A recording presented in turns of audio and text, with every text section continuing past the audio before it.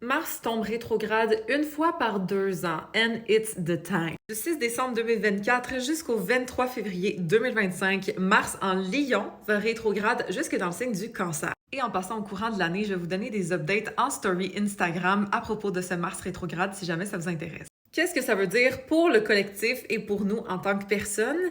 D'arrêter de faire et d'être au lieu. Parce que la chose à ne pas faire pendant Mars rétrograde, c'est de forcer sa route. Mais au contraire, de réévaluer si ce qu'on a envie de faire, ça nous correspond vraiment. Est-ce que c'est aligné à mes désirs profonds, oui ou non? Est-ce que je me sens vraiment valorisée dans ce que je fais ou est-ce que je le fais simplement pour plaire? D'où le fait de travailler votre self-concept pendant ce moment. Donc, la valorisation qu'on s'accorde, de savoir fondamentalement que les choses qui sont faites pour nous vont venir à nous. On n'aura pas besoin de forcer notre chemin.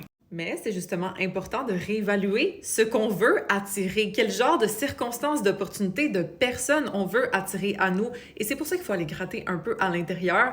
Très bon moment de le faire pendant ce Mars rétrograde. Autre chose, c'est d'aller réévaluer nos frustrations. Est-ce qu'il y a quelque chose qu'on garde à l'intérieur depuis un bout qu'il faut qu'il sorte? On veut éviter la passivité-agressivité le plus possible, mais quand même d'avoir une façon mature d'aller exprimer malgré tout nos frustrations à l'intérieur, c'est une bonne chose à faire pendant ce Mars rétro. Donc, de faire un petit check-up avec soi-même. Où est-ce que j'ai des bobos que j'ai peut-être pas adressés? Où est-ce que j'ai des frustrations que j'ai laissées de côté? Où est-ce que mes désirs ont été un petit peu négligés?